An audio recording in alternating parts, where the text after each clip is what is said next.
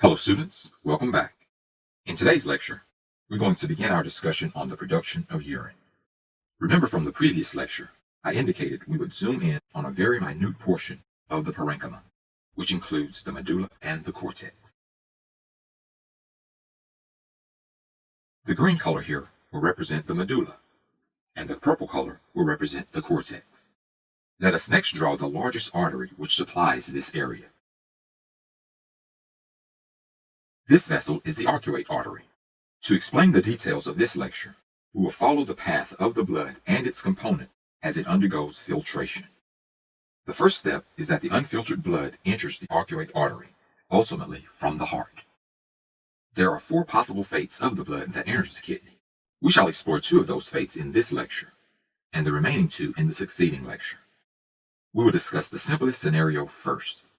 From the arcuate arteries, the unfiltered blood enters several small arteries which project toward the capsule. One of these arteries is called the interlobular artery. In the simplest scenario, the unfiltered blood of these arteries exchanges gases with the renal tissue and is drained by many small veins. One of these vessels is called the interlobular vein. From these interlobular veins, this deoxygenated and unfiltered blood is then drained by a larger vein, which curves over the medulla. This vessel is the arcuate vein. From here, this deoxygenated and unfiltered blood makes its way back to the inferior vena cava and onto the heart. We will draw another interlobular artery and vein to show that this scenario occurs all along the arcuate vessels.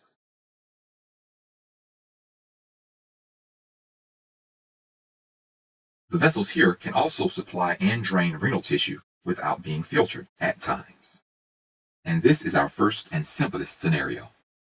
In summary, the blood enters the kidneys, exchanges gases, nutrients, and waste, and leaves the kidney without being filtered.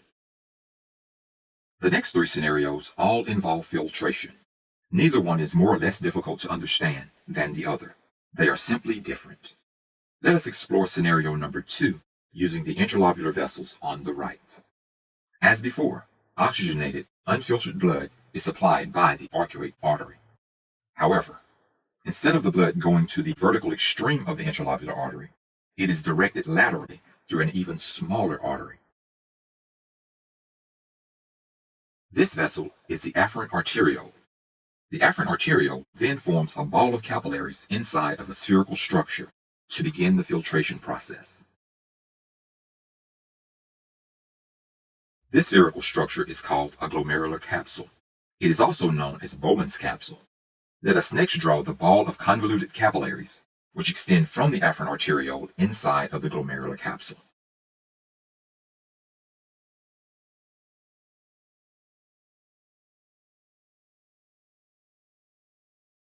This ball of capillaries is called the glomerulus. Although the glomerulus is drawn here as a single long capillary, it is actually composed of many small capillaries, which converge to make the outgoing vessel from the capsule. Collectively, the glomerulus and the glomerular capsule are called the renal corpuscle. The wall of the glomerular capillaries is studded with small pores.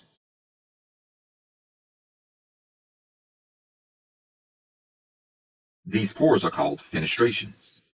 The water, nutrients, and waste seep out of the blood and into the capsule.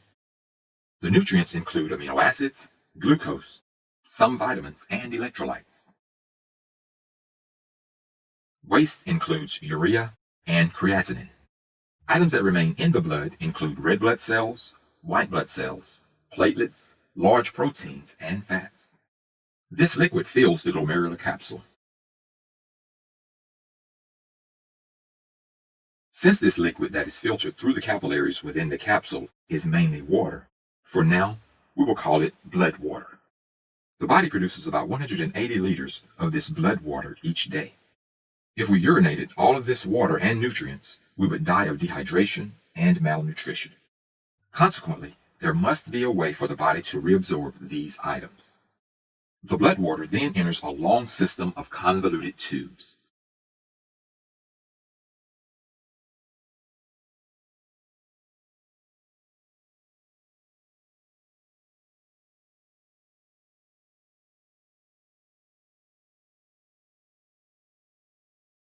These tubes are called renal tubules. The tubules have three distinct regions. The region in the middle, highlighted in purple, is called the nephron loop. Everything before the nephron loop and closer to the glomerular capsule, shown as a yellow color, is called the proximal convoluted tubule, because proximal means closer to the point of attachment. Everything after the nephron loop and farther away from the glomerular capsule, highlighted in green, is called the distal convoluted tubule, because distal means farther away from the point of attachment. At this point, we need to remove the water and nutrients out of the renal tubules and back into the blood. This is accomplished using capillaries that are closely associated with the tubule.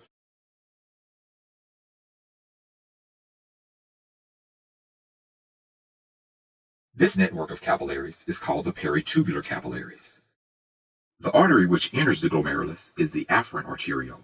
The artery which exits the glomerulus is the efferent arteriole. The peritubular capillaries are extensions of the efferent arteriole.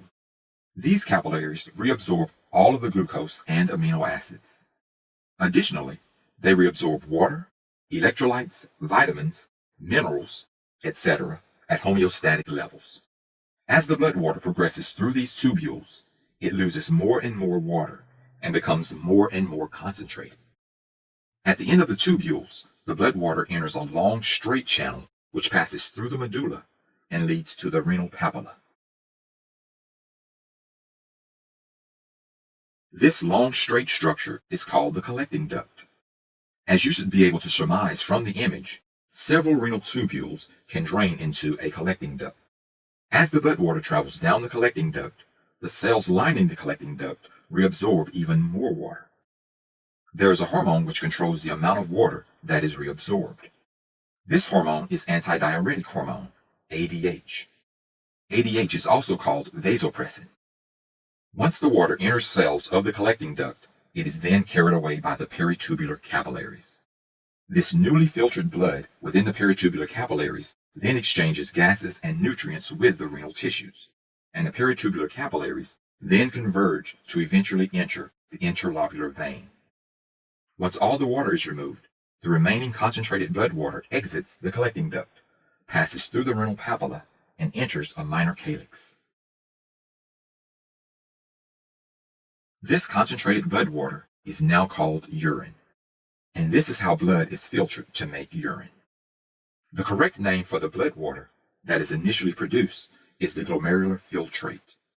Each minute, a normal male produces approximately 125 mils of glomerular filtrate. This comes to 180 liters per day. A typical male produces about 2 liters of urine each day. This covers our second scenario on the passage of blood through the kidneys. Let's now label all the structures we have discussed.